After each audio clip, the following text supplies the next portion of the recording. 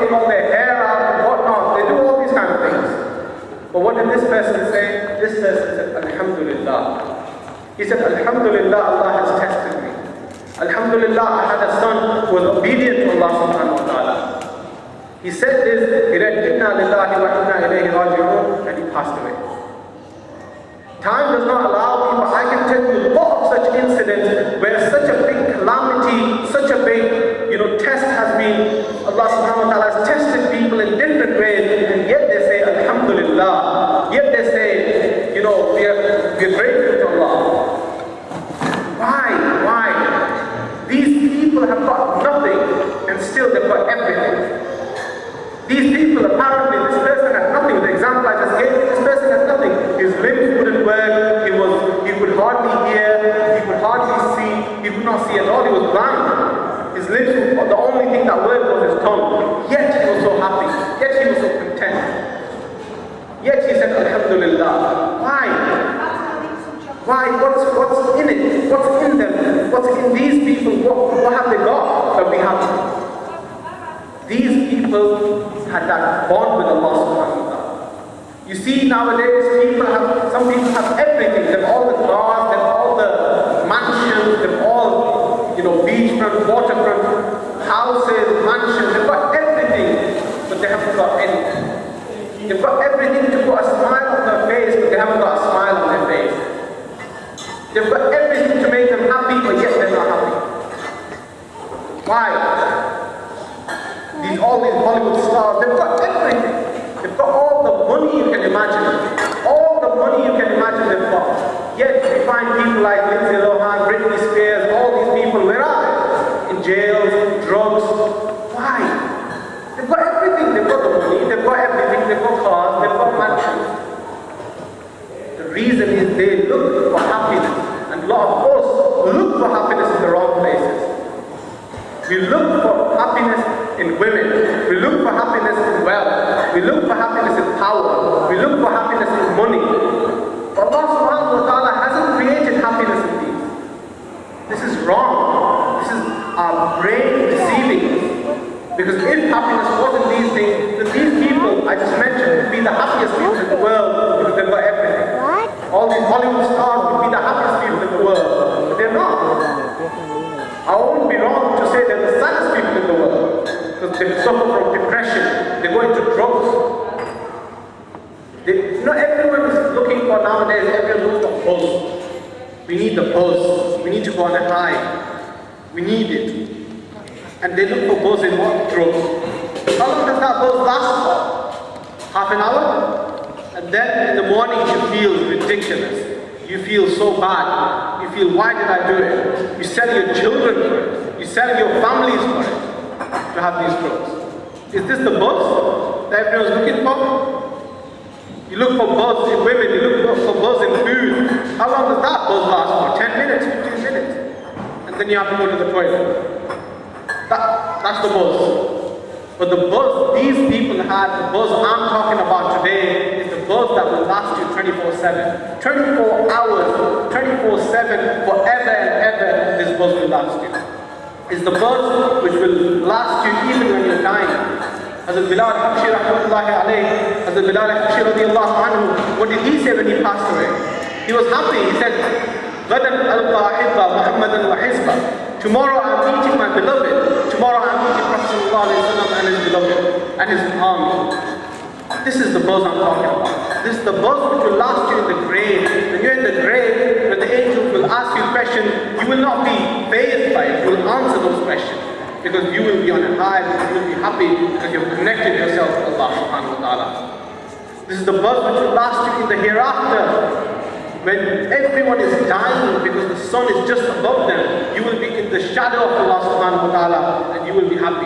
This is the buzz I'm talking about. This buzz you will not get in drugs.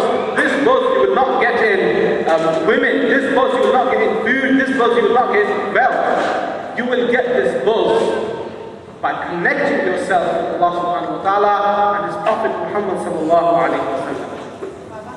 This is the buzz I'm talking about. The buzz you will get by connecting yourself. What does Allah subhanahu wa ta'ala say in the Holy Quran? Allah bi dhikrillahi tatma'innul qulub. That verily the contentment of heart lies in remembrance of Allah subhanahu wa ta'ala. By remembering, by connecting yourself to Allah subhanahu wa ta'ala, you get this post. By connecting yourself to Allah's Prophet Muhammad sallallahu alayhi wa sallam, you will get this post. This is how you will get this post. Not by any other way. 1400 years back, we were given the solution. Connect yourself to Allah, connect yourself to Prophet sallallahu alayhi wa sallam, and you will be the happiest person in this world. Read about Prophet sallallahu alayhi wa sallam. What did Prophet sallallahu alayhi wa sallam go through for us? Remember the story of Taif. Everyone remembers the story of Taif.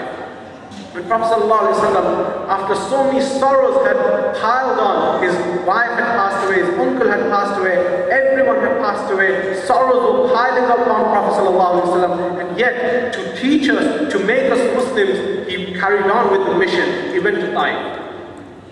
And then in Taif, when he went to call those people towards the right, he wanted to save those people. He wanted to call them towards the right path. And what did those people do? They ordered their notorious youth to pelt Prophet ﷺ with stones.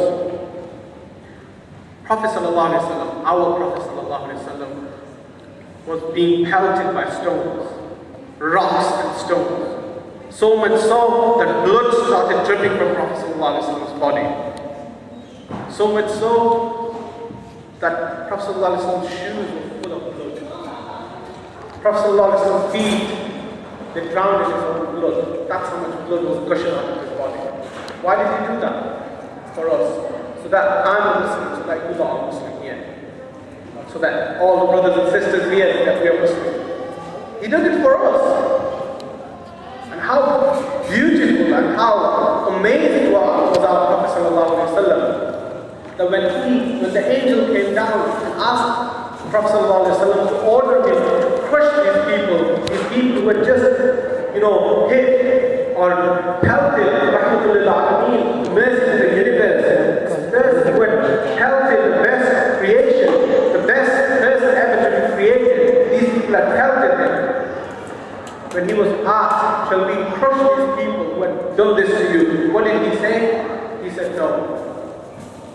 He said, man, the way I said things, the way I preached might have been wrong. And if this person, if these people did not become Muslims, their children might become Muslims. This was our Prophet ﷺ. How beautiful was his character. Even after suffering so much, even after so much blood out of his body, yet he prayed, he did not inflict any sort of pain upon us, even though he could have. This is how beautiful our Prophet ﷺ was. This is how beautiful his character was. This is why Allah subhanahu wa ta'ala loved Prophet ﷺ. Allah loved Prophet ﷺ so much that Allah subhanahu wa ta'ala takes an oath the Prophet ﷺ's hair. He says, وَالضُّحَى. He takes an oath by the city which Prophet ﷺ lived. لَا أُقْسِمُ بِهَذَا الْبَلَدِ. He took an oath by Prophet ﷺ's life. He says, لَعَمْرُ. And Allah subhanahu wa ta'ala says, you will not become a Muslim. This is the status Allah gave Prophet ﷺ, that you will not become a Muslim unless and until you read La ilaha illallah Muhammadur Rasulullah. By reading La ilaha illallah alone, that there is no God but Allah, by reading this alone, you will not become a Muslim. You have to read Muhammadur Rasulullah with La ilaha illallah Muhammadur Rasulullah. This is how much Allah subhanahu wa ta'ala loved Prophet. The Sahaba, look at them, look at their love. As Aisha radiallahu anha used to say that those women who put their fingers looking at Yusuf alayhi salam, if they would have seen my Muhammad, they would have slit their throats. As Abu Bakr radiallahu anhu used to say, the most beloved three things which I like the most, my favorite three things are sitting with Prophet sallallahu alaihi wasallam, listening to Prophet sallallahu alaihi wasallam, and being Prophet sallallahu alaihi wasallam's father, as he was Aisha sallallahu alaihi wasallam and her father. This is how amazing Rasulullah sallallahu alaihi wasallam was. A Sahaba, a companion of Rasulullah sallallahu alaihi wasallam, when he heard Prophet sallallahu alaihi wasallam has passed away, he made a dua to Allah subhanahu wa ta'ala. He said, Ya Allah, every morning I used to go to Prophet ﷺ and look at him, and that's how I used to feel happy. But now Prophet ﷺ is not here. What's the point of me having his eyes? Oh Allah, take my eyes away from him. and immediately he became blind. This is the love they had for the Prophet sallallahu alaihi wasallam. And this is the love that we should have for the Prophet sallallahu alaihi wasallam. This person who has done so much for us, how unjust, how unfair would it be for us not to love him? Prophet sallallahu alaihi wasallam was total mercy. It was mercy to the universe. It was mercy to everyone. It's because of Prophet sallallahu alaihi wasallam's dua that we as a whole, the nation as a whole, will not be killed together. Like previous nations, they used to be killed together. We as a nation will never be killed together because we have Rasulullah sallallahu alaihi wasallam. He was a mercy to women. Before him in Arabia, women used to be buried alive. But because of Rasulullah sallallahu alaihi wasallam, those same women were being respected now.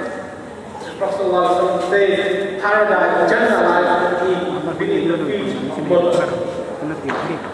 He was a mercy to old people. He was a mercy to young people. He was a mercy to his own enemies.